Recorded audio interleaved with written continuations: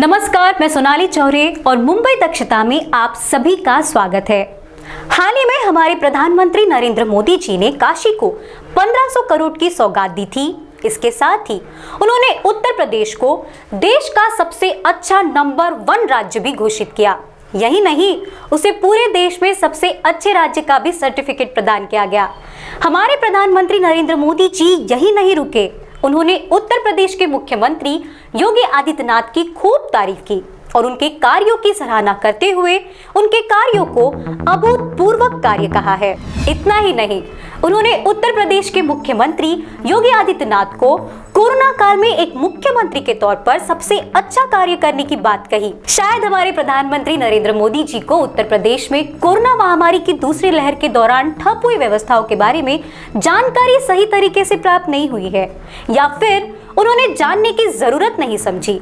जिस तरह उनके पास योगी आदित्यनाथ जी के अभूतपूर्व कार्यों की एक लंबी लिस्ट पड़ी है, उसी तरह हमारे पास भी मुख्यमंत्री योगी आदित्यनाथ के असराहनीय कार्यों की भी एक लंबी लिस्ट पड़ी है, जिसकी कुछ चंद चीजें हम आपको याद दिला देते हैं।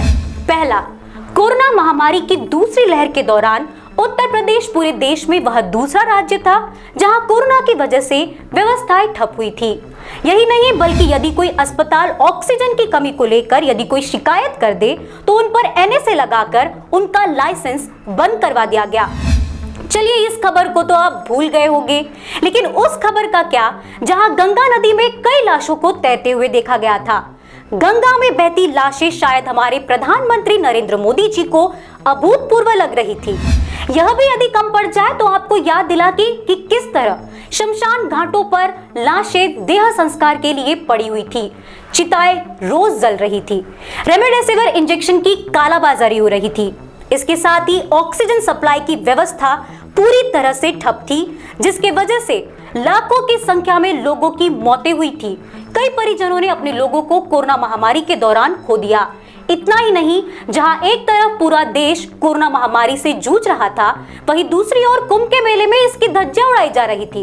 इस कुंभ के मेले के आयोजन को दूसरी लहर में हुई मौतों का जिम्मेदार भी माना गया। इस खबर की विदेश की मीडिया ने भी काफी आलोचना की, लेकिन यह आलोचना शायद हमारे प्रधानमंत्री नरेंद्र मोदी जी को नजर ही नहीं आई। इतना ही नहीं, हमारे प्रधानमंत्री नरेंद्र मोदी जी ने उत्तर प्रदेश की कानून व्यवस्था की भी काफी तारीफ की है।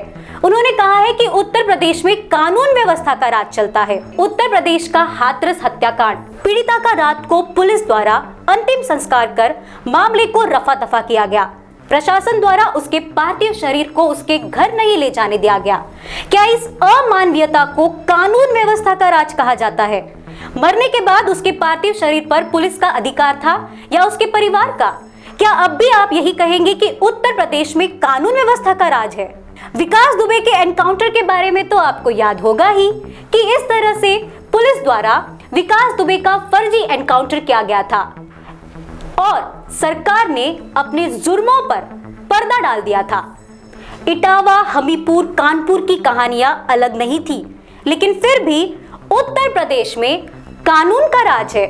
उत्तर प्रदेश की कानून व्यवस्था की तारीफ पर एक खबर और याद आती है, जब उत्तर प्रदेश का बबलू प्रधान, जिस पर 10 आपराधिक मुकदमे दर्ज थे, वह पुलिस थाने से भाग गया था। इतना ही नहीं, बबलू को याद आ गया था कि वह अपनी स्कॉर्पियो गाड़ी को थाने ही छोड़ आया था, इसलिए वह अपनी गाड़ी वापस लेने के लिए आया और पुलिस की नाक के नीचे से निकलकर फरार हो गया। बबलू भाग गया था और पुलिस देखती रह गई थी। बबलू के भाग जाने से पुलिस बबलू लग रही थी, लेकिन फिर भी उत्तर प्रदेश में कानून व्यवस्था का राज है।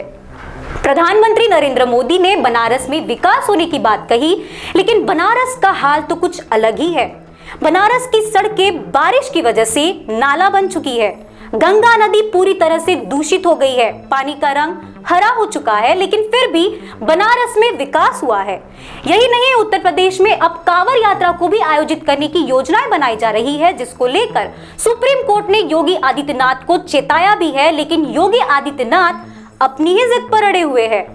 एक तरफ जहां कोरोना महामारी की तीसरी लहर को लेकर लोगों को आगाह किया जा रहा है, वहीं दूसरी ओर कांवड़ यात्रा को लेकर प्रधानमंत्री नरेंद्र मोदी जी चुप्पी साधे हुए हैं।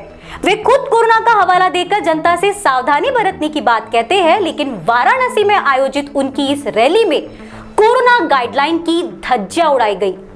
क्या यह जनता को चुनावों को लेकर गुमराह करने का कार्य तो नहीं है? इन सब चीजों को देखकर क्या आपको अब भी लगता है कि योगी आदित्यनाथ ने कोरोना काल में अभूतपूर्व कार्य किए हैं? कमेंट सेक्शन में हमें जरूर लिखकर बताइए। आप इस खबर को फेसबुक पर देख रहे हैं तो रेगुलर अपडेट्स पाने के लिए फॉलो जरूर करें। हमारे यूट्यूब चैनल को सब्सक्राइब करना ना भूलें।